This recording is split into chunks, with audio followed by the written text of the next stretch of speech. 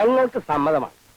എന്നാലും കാരണവന്മാർ തമ്മിൽ ഇതിനെപ്പറ്റി ഒന്ന് സംസാരിക്കുക, ജാതകം കൈമാറുക, ഇങ്ങനെയൊക്കെ ചില നാട്ടാചാരങ്ങളൊക്കെ ഇല്ലേ? പട്ടണത്തിൽ എവിടെയാ നാട്ടാചാരം?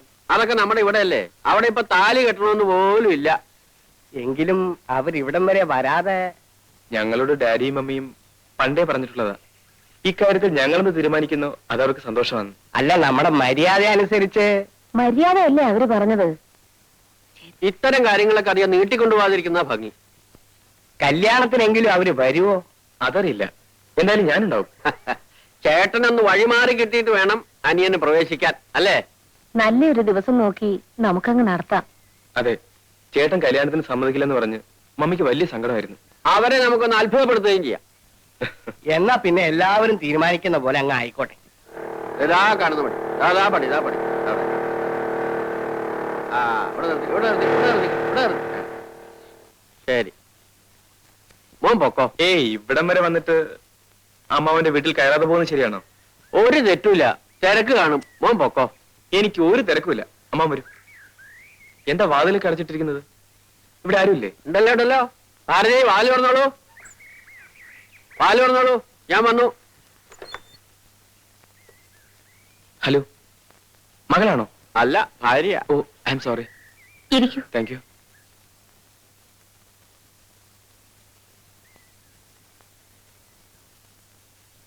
എന്നെ പരിചയപ്പെടുത്തിയില്ലല്ലോ. ആ, ഇത് ബാബു, വില്ലേജ് എക്സ്റ്റൻഷൻ ഓഫീസർ വിനയന്റെ നേരെ അനിയൻ. ചേട്ടന് പരിചയം ഉണ്ടായിരിക്കും. ഇല്ല. വിനയം വളരെ തിരക്കുള്ള ആളല്ലേ, ഞാൻ വിളിച്ചോണ്ടൊന്നും ബുദ്ധിമുട്ടിക്കാറില്ല. ചേച്ചി, ഒരു ദിവസം ഞാൻ വിളിച്ചോണ്ട് വരാം. പക്ഷെ സദ്യ തരണം. ഓ, ആ, പ്രധാന കാര്യം പറയാൻ മറന്നു. ചേട്ടന്റെ കല്യാണം ഉറപ്പിച്ചു. അമ്മാവന്റെ ഒപ്പം ചേച്ചിയും കല്യാണത്തിന് വരണം. കൊണ്ടുവരണം അമ്മാവ, ഇല്ലെങ്കിൽ ഞാൻ ഇവിടെ നിന്ന് പിടിച്ചോണ്ട് പോകും. കുടിക്കാൻ എന്തെങ്കിലും കൊണ്ടുവരട്ടെ? ഒന്നും വേണ്ട, ഞാൻ പിന്നീട് വരാം. അപ്പൊ കല്യാണത്തിന് കാര്യം മറക്കണ്ട കേട്ടോ. പറ്റേ അമ്മാവ. ആ,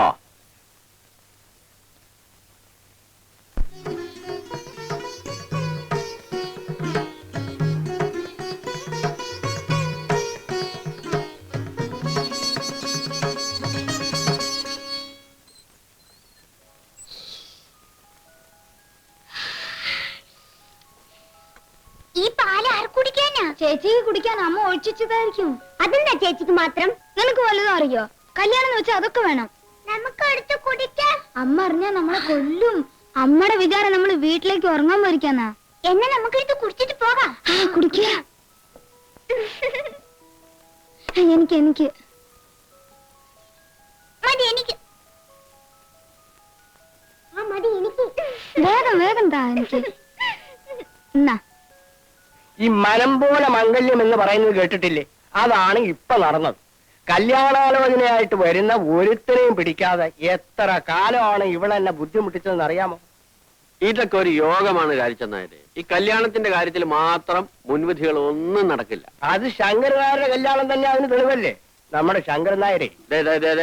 നമ്മളിങ്ങനെ ഇരുന്ന് ബോറടിക്കുന്നത് ശരിയാ. ചേട്ടന് ഉറക്കം വരുന്നുണ്ടാവും. അവർക്ക് വല്ലതും സംസാരിക്കാൻ കാണില്ലേ? എവിടെ നമ്മുടെ അന്തർജനങ്ങള്?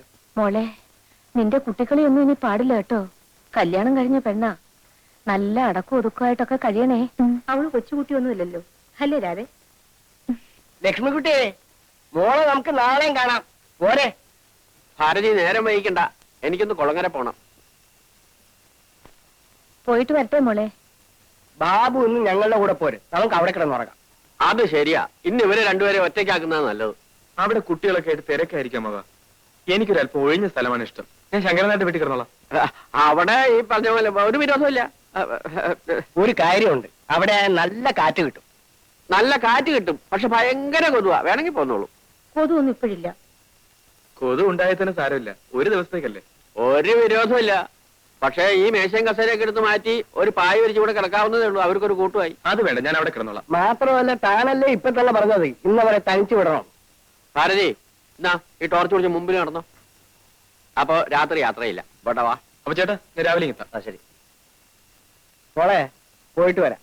ഓ, കൊച്ചുങ്ങൾ ഉറങ്ങി കാണും. വരൂ ലക്ഷ്മിട്ടി.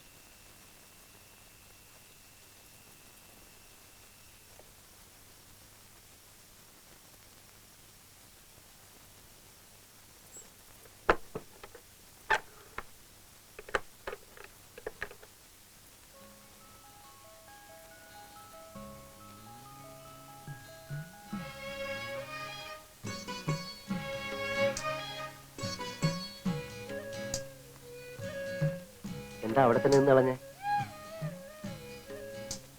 ഏയ്, എന്താ ഇത്? ആദ്യ രാത്രി എന്ന് പറയുമ്പോ ചില ചടങ്ങുകളൊക്കെ ഇല്ലേ? എന്താ? ആദ്യം തന്നെ പാൽ നിറച്ച ഗ്ലാസുമായിട്ട് വേണം ഒരു നവവധു മണിയറിലേക്ക് വരാൻ. പെണ്ണിന്റെ വീട്ടിലാവുമ്പോ അമ്മായിയമ്മ ഇതൊക്കെ ചെയ്യിക്കാറുള്ളത്. ഞാൻ നിർബന്ധിച്ചിട്ടാണല്ലോ ആദ്യ രാത്രി ഇവിടെ ആക്കിയത്. അതുകൊണ്ട് ഞാൻ തന്നെ പാല് കാച്ചി അടുക്കളയിൽ വെച്ചിട്ടുണ്ട്. പോയി എടുത്തുകൊണ്ട് വന്നാൽ മതി.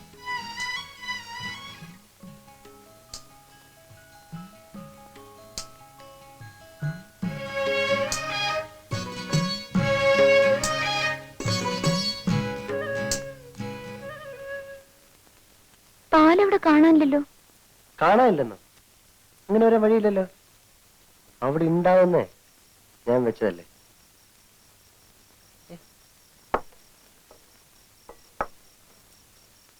ചിലപ്പോ ആ പിള്ളേരെടുത്ത് അടിച്ചു കാണും. ഇപ്പൊ ഒന്നും പറയാൻ പറ്റത്തില്ലല്ലോ, അളിയന്മാരായി പോയില്ലേ. സാരല്ല, പാലൊന്നും വേണ്ടെന്നേ. അത് പറ്റില്ല. എനിക്ക് ഈ കാര്യത്തിൽ ചില നിർബന്ധങ്ങളൊക്കെ ഉണ്ട്. നമ്മുടെ പഴയ ആചാരങ്ങളൊക്കെ മറക്കാൻ പറ്റുമോ? ഇത് കണ്ടോ അമൂൽ, തൽക്കാലം ഇത് കളിക്കാൻ മതി. നമ്മളല്ലേ അറിയൂ.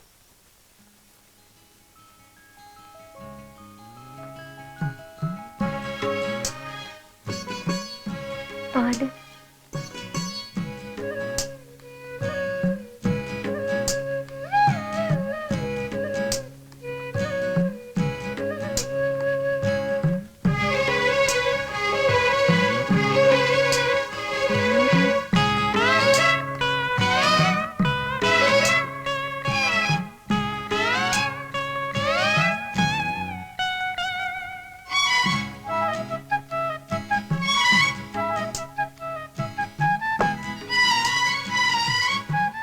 എങ്ങനെയുണ്ട് ഈ അലങ്കാരങ്ങളൊക്കെ? എന്തിനാ ഇത്രയധികം പൂവൊക്കെ വാങ്ങി കിട്ടിയത്? എങ്കിലല്ലേ ആദ്യ രാത്രിക്ക് ഒരു സുഗന്ധം ഉണ്ടാവും. മുല്ലപ്പൂ കുറച്ചുകൂടെ സംഘടിപ്പിക്കണമെന്നുണ്ടായിരുന്നു, കിട്ടിയില്ല. സാരമില്ല.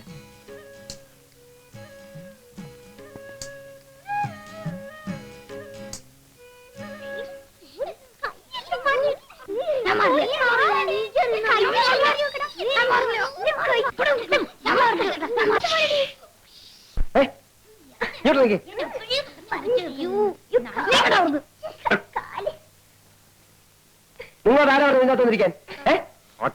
വിനയ, മോനെ വിനയ, വിനയൻ ഉറങ്ങിയോ? നമ്മുടെ കുട്ടികൾ ഇങ്ങ് വന്നിട്ടുണ്ടോ?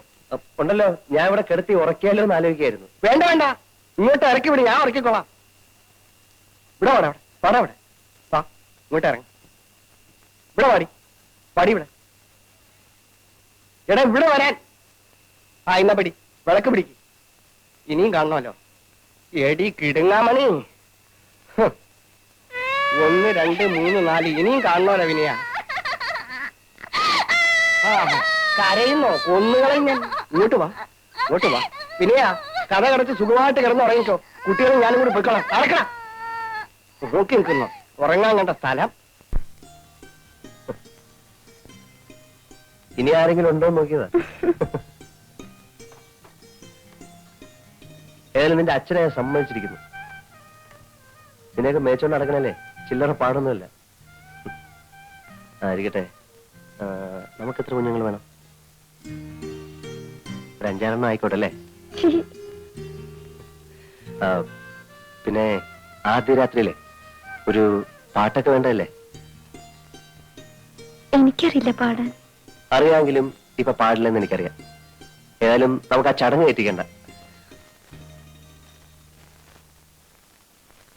ഇപ്പോഴേ രണ്ടുപേർക്കും ബുദ്ധിമുട്ടില്ലല്ലോ.